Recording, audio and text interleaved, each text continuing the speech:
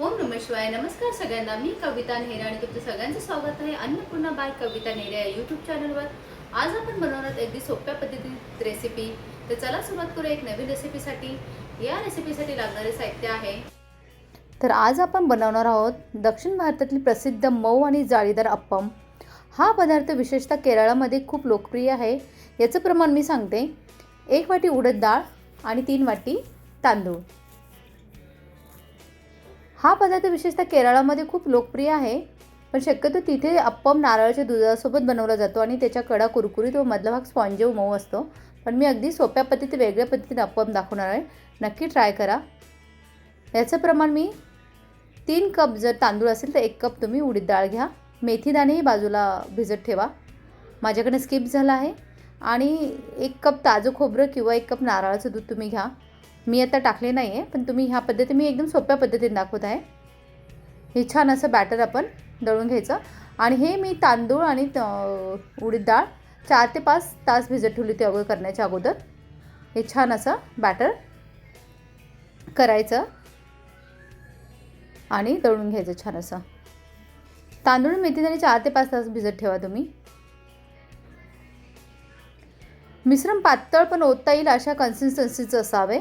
त्याच्यामध्ये मीठ टाकावे चवीप्रमाणे आणि छान असं मिक्स करून झाकण ठेवून 6 ते 8 तास रात्रभर आंबवण्यासाठी ठेवा. सकाळी हे छान मिश्रण फुललेलं दिसेल तुम्हाला. छान असं मिक्स करून आपण हे 7 ते 8 तास फर्मेंटेशन होण्यासाठी ठेवणार आहोत, म्हणजे रात्रभर आंबवण्यासाठी ठेवणार आहोत.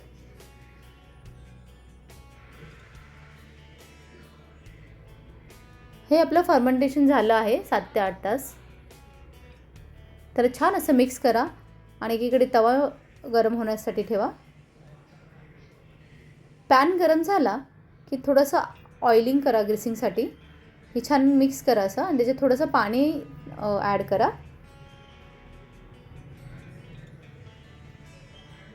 एक डाव पीठ ओता आणि एक गोलाकार फिरवा असं आपण करूया. मी थोडं बाजूला काढून त्यात पाणी ॲड करणार आहे थोडंसं. आणि तुम्हाला आणखीन स्पॉन्जीनेस जर जास्त हवा असेल तर तुम्ही याच्यामध्ये इनो टाकू शकतात.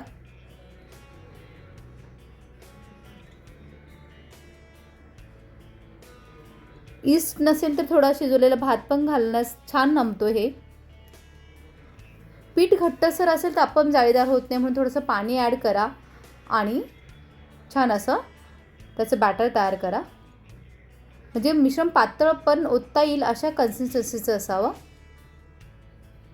आणि आपण हे पॅनमध्ये छान छोट्या पॅनला हलकंसं तेल लावून ग्रीसिंग करूया छान असं.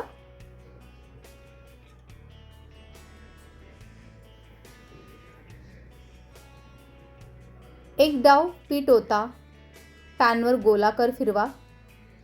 कडा पातळ होतील आणि मधला भाग जाडसर राहील याचं लक्ष ठेवा. आणि आपण हे झाकण ठेवूनच 2 ते 3 मिनटं शिजू द्यायचं. हा आता मी डोसा बनवते.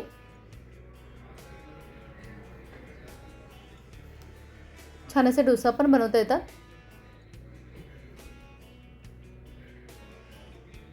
आणि खूप झटपट होणार रेसिपी आहे. याच बॅटरचं तुम्ही अप्पमही बनवू शकता. छान असे लागतात.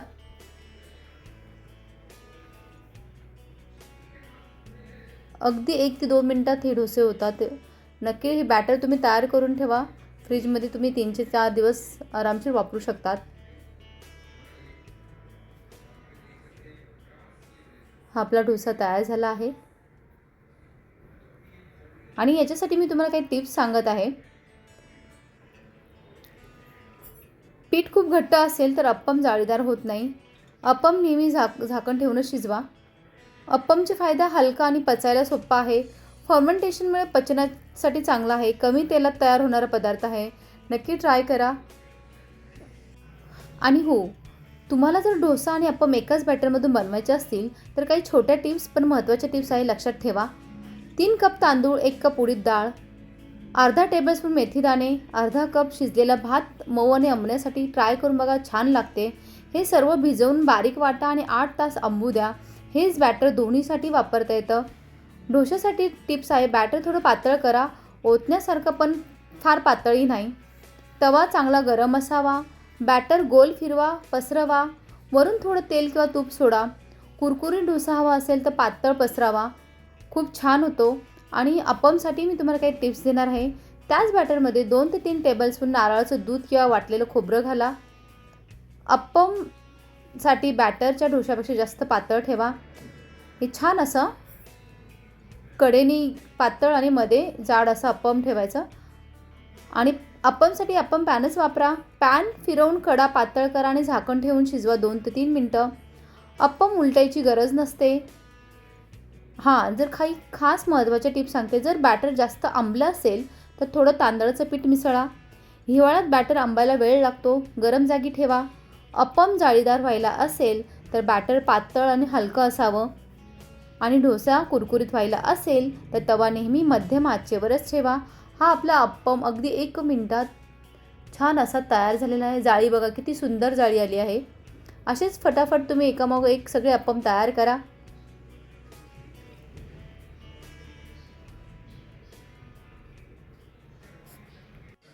आणि अप्पम तयार करताना कडा कुरकुरीत आणि मधला भाग मऊ झाला की अप्पम तयार.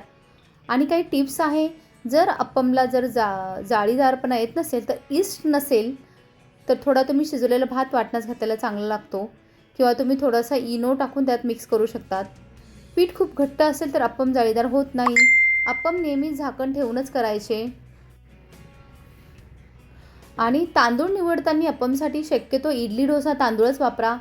2 ते 3 टेबलस्पून पोहे घातले तर अप्पम जास्त मऊ होतात. फर्मेंटेशन आंबवण्यासाठी मी तुम्हाला टिप्स सांगते. बॅटर हे किमान 8 तास आंबू द्या. थंडाईमध्ये बॅटर ओव्हनमध्ये लाईट ऑन करून ठेवा. बॅटर फुलून वर थोडेसे बुडबुडे दिसले तर ते तयार झाले. असे आपले अप्पम तयार आहे. अप्पम नारळाची चटणी, भाजी किंवा व्हेज नॉनव्हेज स्ट्यूसोबत छान लागतो. विशेषतः व्हेजिटेबल स्ट्यू किंवा चिकन स्ट्यूसोबत अप्रतिम लागते. आजची ही रेसिपी नक्की तुम्हाला आवडली असेल. आणि तर हा व्हिडिओला लाईक करा. पुन्हा भेटूया अशा स्वादिष्ट आणि पारंपरिक रेसिपीसोबत.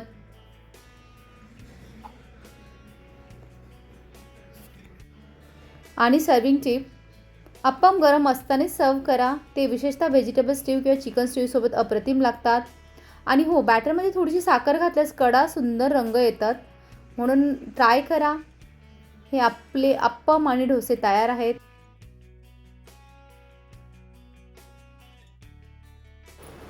तर फ्रेंड्स, हा व्हिडिओ आवडल्यास लाईक करा, शेअर करा. नवीन असेल तर सबस्क्राईब करायला विसरू नका. आणि हो, बेल आयकॉनवरती नक्की प्रेस करा जेणेकरून माझी नवीन रेसिपी आल्यास अपलोड केल्यास तुम्हाला नोटिफिकेशन लगेच येईल. पुन्हा भेटूया एक नवीन रेसिपीसोबत. तोपर्यंत बाय.